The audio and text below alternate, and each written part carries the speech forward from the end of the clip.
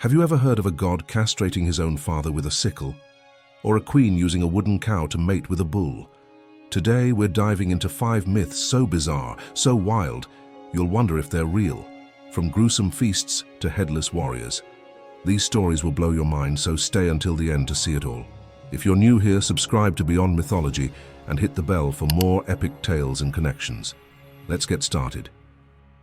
In the dawn of creation, the universe was a battlefield of primal forces. Uranus, the sky god, stretched his starry expanse over Gaia, the Earth Mother, their union birthing the Titans, colossal beings pulsing with untamed power. But Uranus, gripped by a suffocating paranoia, saw his children as threats to his eternal reign. One by one, he forced them back into Gaia's womb, deep within her jagged, rocky core, their anguished cries reverberating through the cosmos, splitting mountains in their wake. Gaia, her body trembling under the weight of betrayal, felt her spirit fracture. She molded a jagged sickle from the hardest flint, its edge gleaming with a cold, vengeful light, and turned to her youngest son, Cronos, a titan whose eyes burned with defiance. "End this torment," she whispered, her voice a quake of rage and sorrow, "and seize the heavens for us all." On a starless night, Uranus descended to claim Gaia once more, his starry cloak shimmering with cruel arrogance, unaware of the storm brewing below. Cronos, hidden in the shadows of the earth, clutched the sickle, his breath ragged, his heart thundering like a war drum. With a single merciless swing, he castrated his father, the blade slicing through divine flesh with a sickening screech, golden blood erupting like a volcanic flood. Uranus's scream tore through the void, a sound so raw it shattered the silence of the cosmos. From the blood-soaked earth, the Erinyes emerged, furies with writhing snakes for hair, their crimson eyes blazing with vengeance. The Gigantes followed, towering beasts with molten fury, born to wage war on the gods. And in the sea, where the severed parts fell, the waves churned into white foam, giving rise to Aphrodite, goddess of love, her beauty a haunting contrast to the violence of her birth, her naked form glowing under the moonless sky. Uranus, broken and diminished, retreated into the heavens, leaving Cronos to claim the cosmos as its new ruler. But the echoes of his betrayal would haunt him, a curse that would birth new horrors. Speaking of horrors born from obsession, let's journey to ancient Crete. In the sun-scorched lands of ancient Crete, a king's greed unleashed a nightmare woven by the gods. Minos, ruler of the island, sought to prove his divine right to the throne, praying to Poseidon for a sign, a majestic white bull to sacrifice in the god's honor. When the beast rose from the sea, its coat shimmering like polished marble under the dawn light, Minos stood in awe. But his heart turned to greed. Defying the gods, he kept the bull for his herds, offering a lesser beast in its place. Poseidon's fury was immediate, his wrath a tidal wave of vengeance. The sea god cursed Minos' queen Pasiphae with an unnatural obsession, a burning, unshakable lust for the sacred bull her husband had spared. Night after night, Pasiphae's mind unraveled, her dreams consumed by the beast's piercing amber gaze, its hooves thundering through her thoughts, her body trembling with a desire she could neither understand nor resist. In her desperation, she turned to Tantalus, Crete's master craftsman, whose genius bordered on the divine. Under the cloak of a moonless night, he carved a hollow wooden cow, its surface painted with lifelike detail, tawny fur, mournful eyes, its insides a grim contraption designed for her forbidden purpose. Hidden within its wooden belly, Pasiphae waited in a desolate field, the air thick with the scent of salt and earth, the bull's heavy breaths drawing closer, its hooves stirring the dirt in a slow, menacing rhythm. The act that followed was an abomination, a union so grotesque it seemed to mock the very laws of nature. 9 months later, Pasiphae gave birth to the Minotaur, a monstrous hybrid with the head of a bull and the body of a man, its guttural roars a chilling testament to its unnatural origins.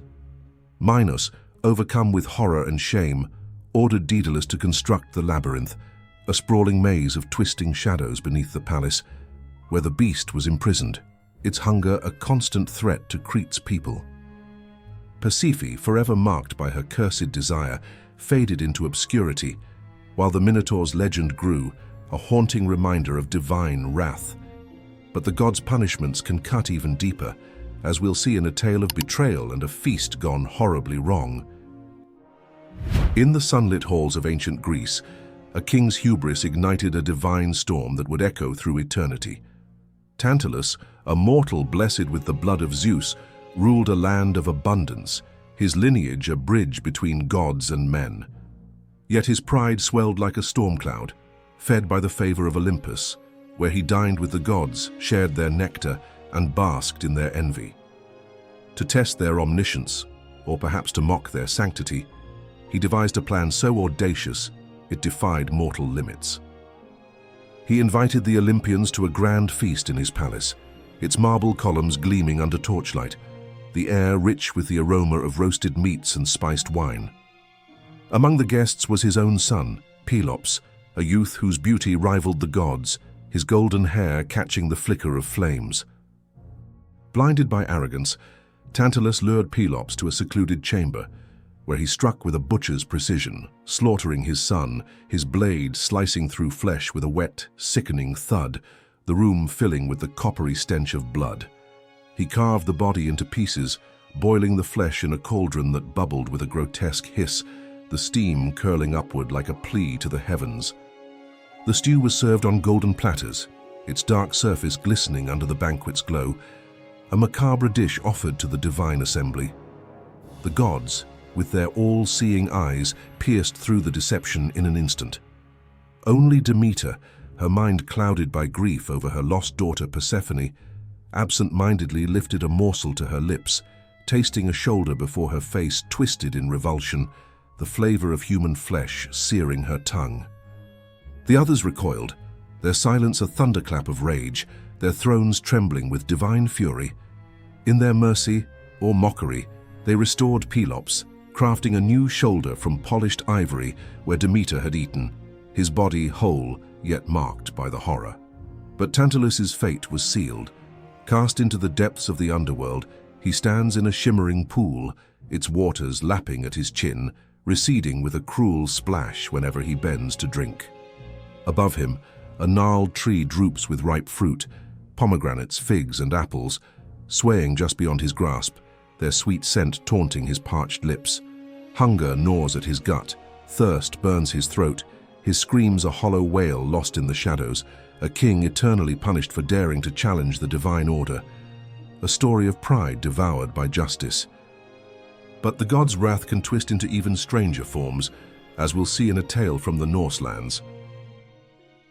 In the frostbitten wilds of Norse mythology, a trickster god's boundless mischief spiraled into an act that stunned even the divine. Loki, the cunning shapeshifter and Odin's unpredictable ally, thrived on chaos, his silver tongue outwitting gods and giants alike. When a colossal builder vowed to raise the impregnable walls of Asgard in just 3 seasons, demanding the sun, moon, and the goddess Freya as payment, the gods faced a dire choice.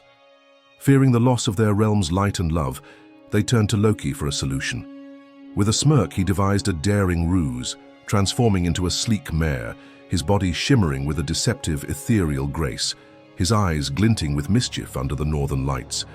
His target? Svadilfari, the builder's mighty stallion, whose strength fueled the wall's rise. Loki lured the beast into the dense forest, the air thick with the earthy scent of pine, the thud of hooves shaking the ground, a chase that echoed with the thrill of deception. The union that followed was a spectacle of absurdity and instinct.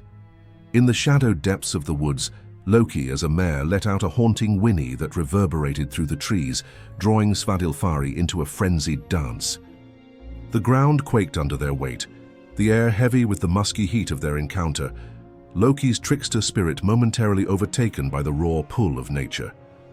Months later, back in his godly form, Loki endured a bizarre labor, his cries a mix of pain and laughter, birthing Sleipnir, an 8-legged colt whose midnight black coat gleamed like polished obsidian, his extra limbs a marvel of speed and power. Odin, struck by the creature's uniqueness, claimed Sleipnir as his steed, riding him across the skies to Valhalla and into legend, a symbol of Loki's chaotic genius outlasting his own schemes. The gods marveled and mocked, their halls ringing with tales of the trickster's strangest feat. A story of mischief turned mythic, but the Norse defy expectation yet again as we turn to a warrior's unyielding spirit. In the fog-shrouded peaks of ancient China, a warrior's unyielding spirit defied the heavens in a clash that shaped a nation's soul. Xingtian, a towering champion of the rebel god Qiyu, fought with a heart forged in loyalty, his every breath a vow to overthrow the divine emperor Huangdi, whose golden armor blazed like the midday sun, casting long shadows over the battlefield. This was no petty feud.